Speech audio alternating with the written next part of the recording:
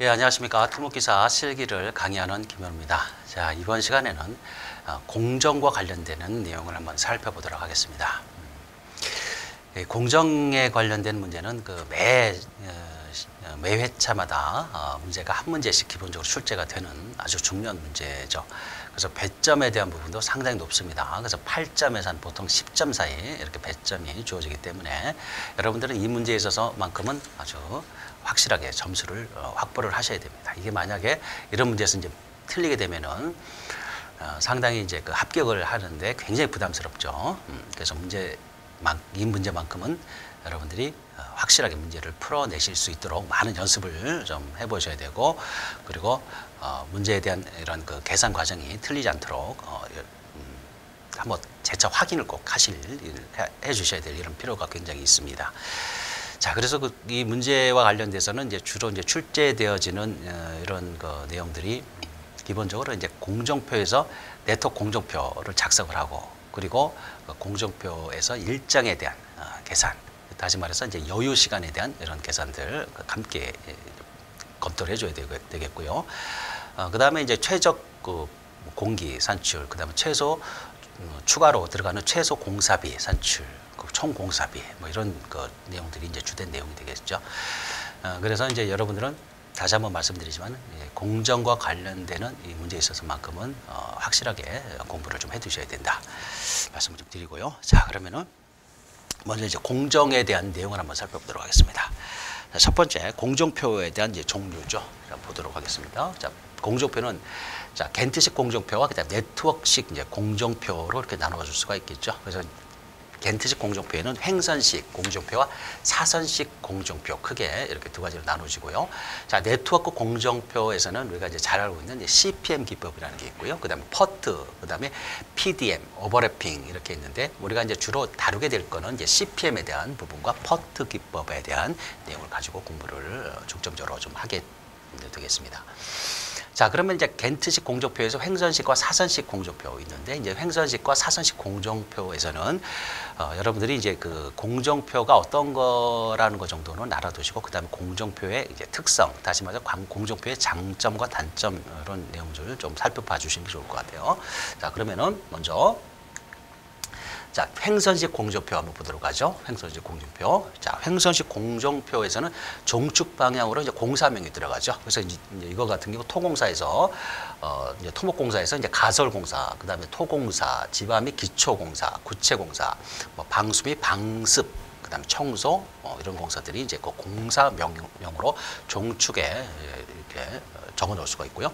횡축 방향으로 이제 들어가는 게 이제 이런 그 일정이죠. 그래서 이제 8월, 9월, 10월, 11월에 이제 세부적인 20일, 40일, 60일, 80일 이런 식으로 일정을 이제 세부적으로 나누게 되겠고요. 여기에 따라서 이 막대 그래프 형태로 해서 이제 시작점과 그다음에 종료에 대한 부분을 표현을 해줄 수가 있습니다. 이렇게 해서 공정에 대한 이런 그림을 이렇게 그려볼 수가 있고요.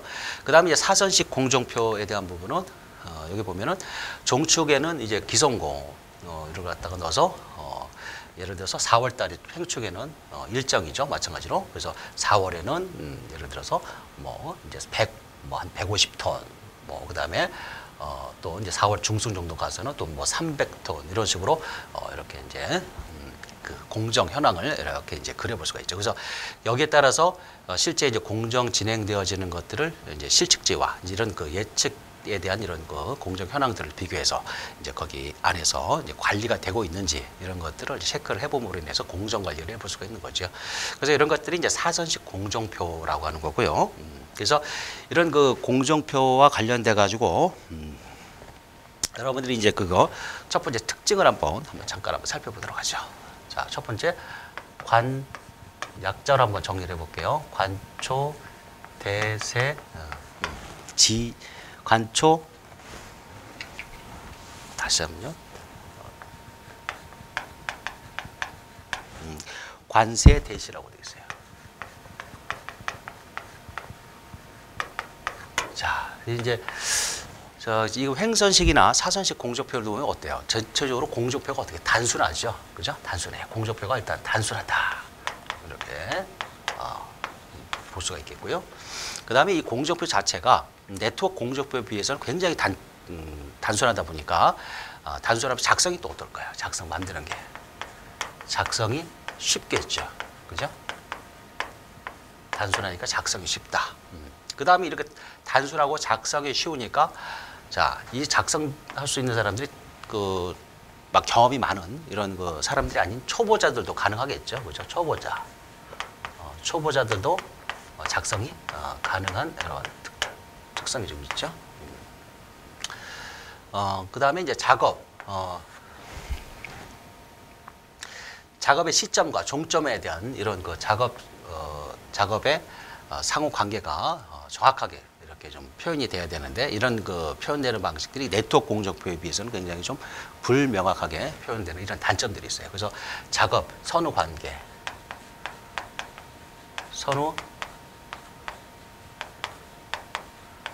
작업 관계가 좀 불명확하다, 그죠? 그러니까 그만큼 이 불명확하다고 하는 거는 어떻게 공정표가 단순하기 때문에 그런 거죠. 단순하기 때문에. 그러니까 단순하기 때문에 작성은 쉽지만은 거기에 반해서 또 이렇게 선후 작업 관계에 있어서만큼은 또 좀 정확성이 좀 떨어진다는 거죠. 그래서 이제 그 반면에 네트워크 공정표는 좀 어때요? 공정표 자체가 복잡하죠. 이런 겐트식 공정표에 비해서는 굉장히 좀 복잡한 편이죠. 그래서 이 작업 자체도 단순하게 작업이 아니기 때문에 복잡한 작업이기 때문에 경험이 상당히 유경험자가 작성을 해야 된다는 이런 또 단점들도 가지고 있는 거죠. 마찬가지로 또 이런 겐트식에 비해서는 네트워크는 선후 작업 관계가 좀 더 명확하게 표현이 되고 있는 이런 또 장점들도 있고요. 그다음에 이제 세부적인 뭐 이런 표현들이 있죠. 작업에 이런 것도 마찬가지인데 뭐 같은 말이겠죠. 세부적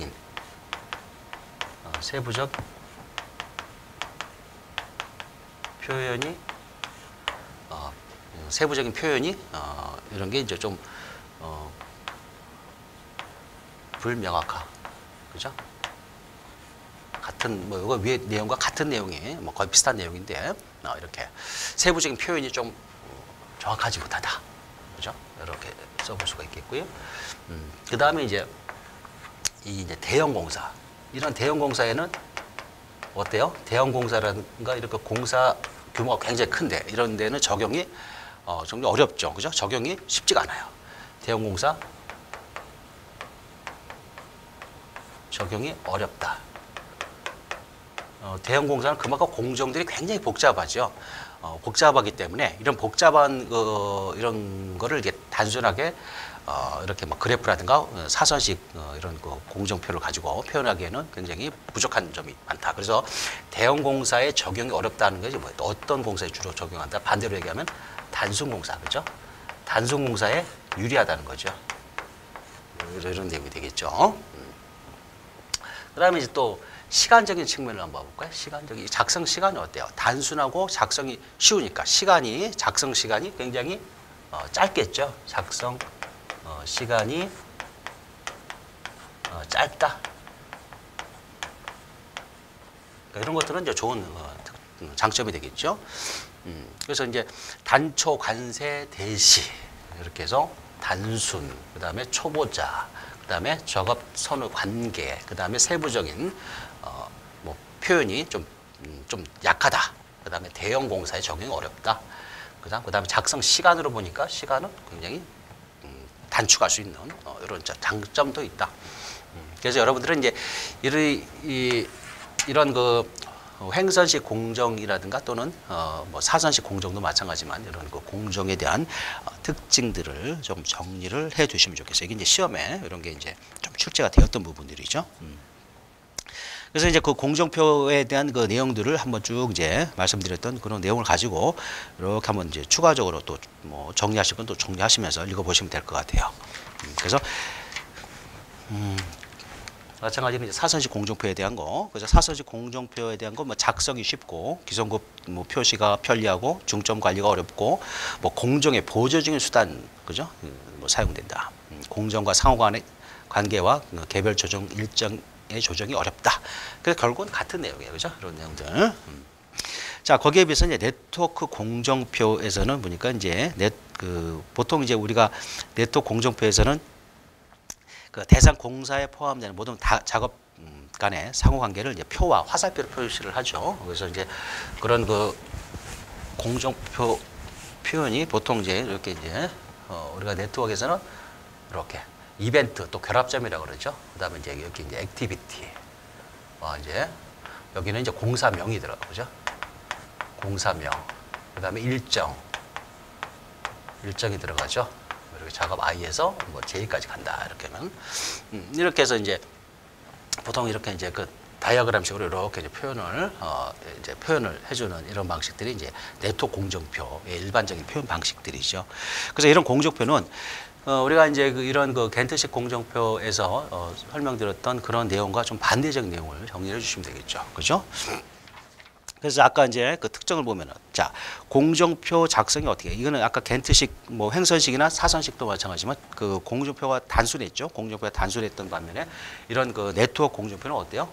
반대로 공정표가 굉장히 복잡하죠. 그죠? 공정표가 복잡해요.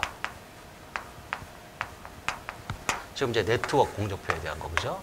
네트워크에 대한 이런 특징을 한번 보는 거죠. 공정표가 복잡합니다.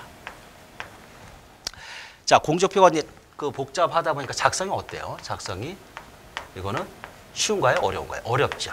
그죠? 어렵다. 그죠? 자, 그리고 이제 이런 작성들이 초보자가 바로 쉽게 네트워크 공정표를 작성을 할 수 있나요? 작성이 쉽지가 않죠. 그래서 초보자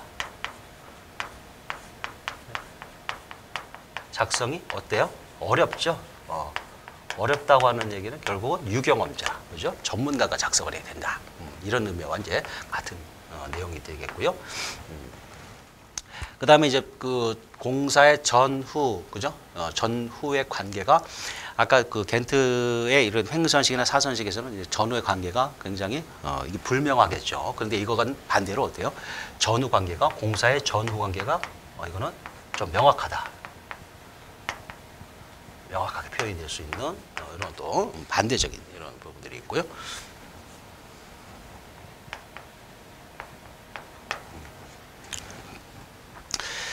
그 세부적인 또 그 공사의 어떤 그 작업 간의 이런 세부적인 또 표현이 어때요? 세부적인 게 또 반대로 이것도 명확하죠. 그죠? 세부적인 표현들이 명확하게 될 수가 있고요. 그 다음에 이 공사의 이제 그 규모가 대형 공사 이런데 어떻게 될까요? 대형 공사에 적합하겠죠, 그죠? 대형 공사의 공정표를 작성하는데 유리한 거죠. 유리, 그죠? 이런 특징들이 있죠. 그다음 작성 시간. 작성 시간을 보니까 어때요? 이거는 복잡한 만큼 작성 시간이 길어요. 그죠? 그죠? 이렇게 또 단점이죠. 이런 것들은. 그래서 이제 이런 내용들을 몇 가지 여러분들이 정리를 해 두시고 여기에 따라서 암기를 해 나가실 때 이렇게 좀 응용력 있게 그 장단점에 대한 내용들을 좀 정리를 좀 해두시면 조금 쉬울 것 같아요. 문제를 풀어나가시게. 자, 그래서 이제 말씀드렸던 이제 그런 내용들이 네트워크 공정표에 대한 그런 이제 특징이 되겠죠. 그래서 이제 전체 공사 전체의 내용이 파악이 용이하고 뭐 작업 상호 간의 관계가 명확하다. 자, 그다음 또 작업 전에 이제 공정표가 굉장히 복잡하니까 수정이 좀 어려운 단점들도 있고요. 계획 중에 문제 파악이 또 용이하다. 그죠? 문제 파악도 용이한 이런 거 좀 세부적으로 되어 있으니까 문제 파악이 용이하겠죠. 자, 그다음 공정 작성 및 검토에 전문가가 필요로 한다. 공정에 이제 시간이 많이 소요되죠. 근데 이게 이제 그 너무 복잡하다 보니까 또 이제 너무 이제 복잡한 네트워크 구성이 되면 이제 보기에는 좀 힘든 이런 단점들도 가지고 있는 이런 것들이 되겠습니다. 그래서 그런 내용들을 한번 전체적으로 한번 이제 지금 말씀드렸듯이 단초, 관세, 지세 이렇게 해가지고 그 내용들을 가지고 장단점에 대한 거를 좀 기본적으로 정리를 좀 해두실 필요가 있다.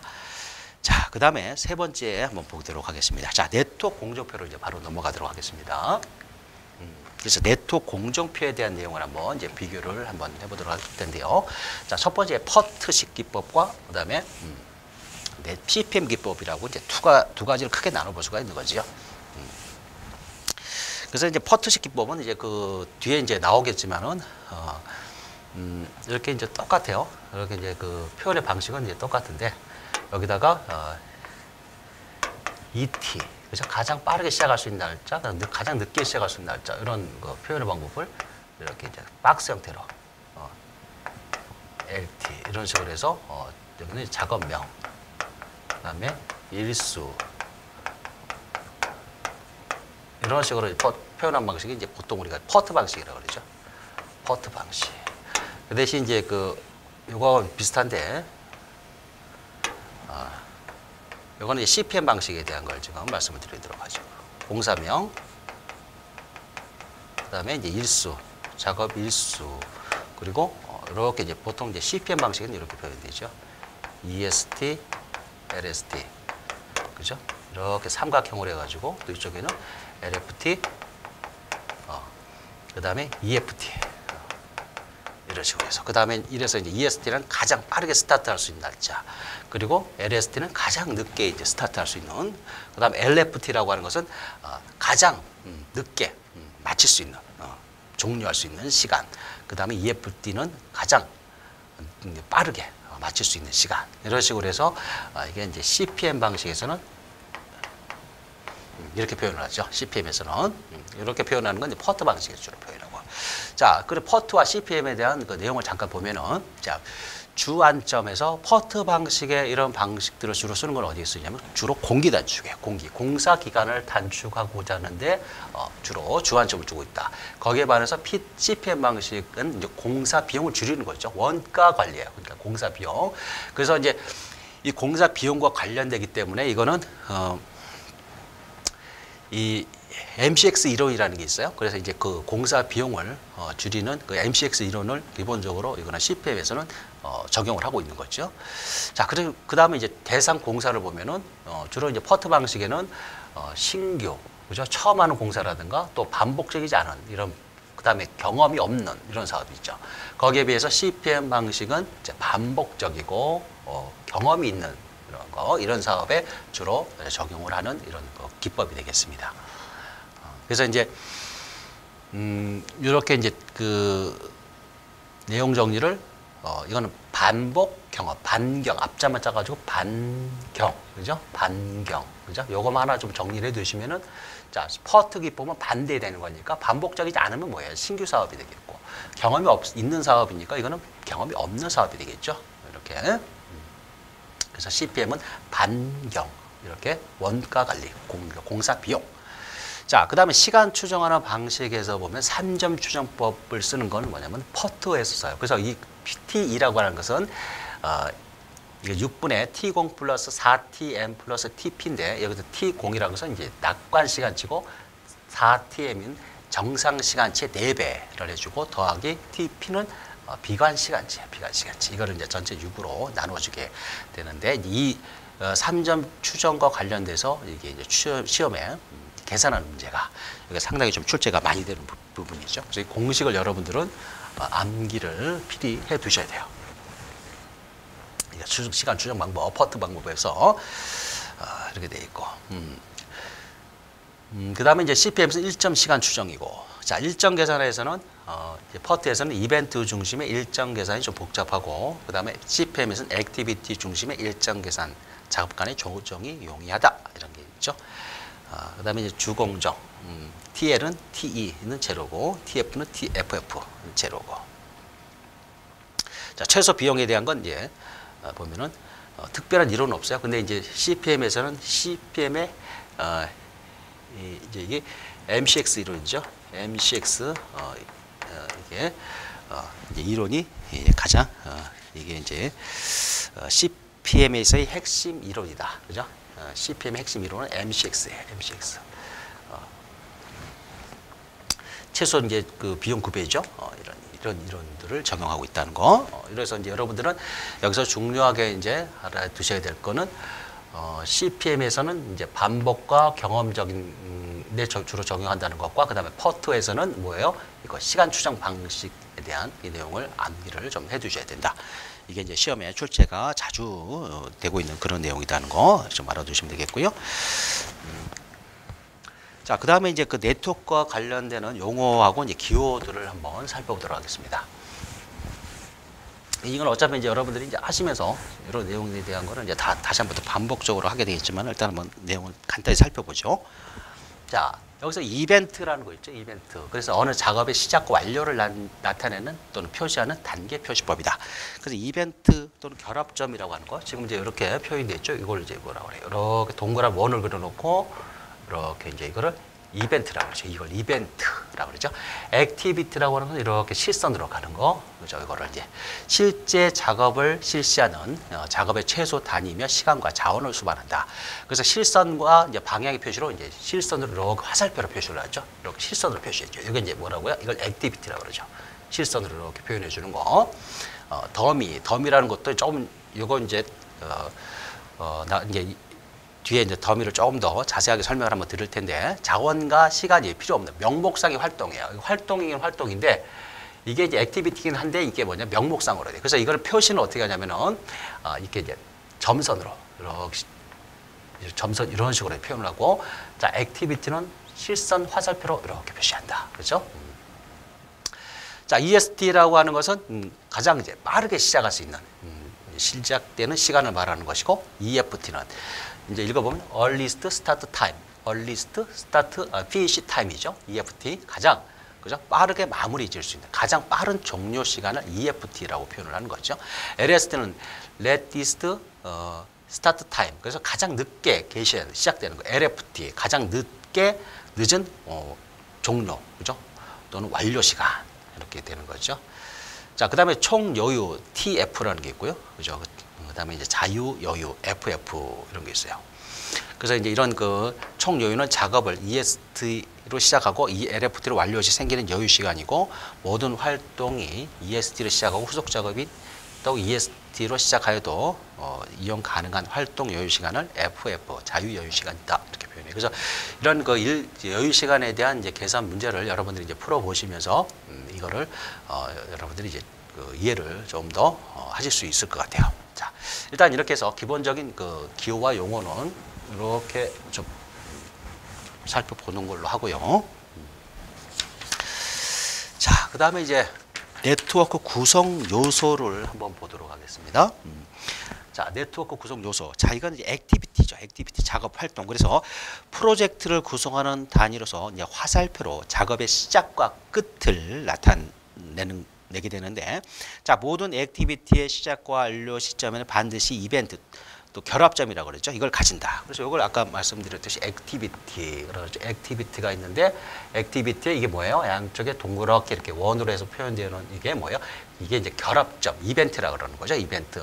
그리고 이제 액티비티 위에는 작업명이 들어가고 밑에는 일수, 작업 일수가 들어가게 되는 거죠.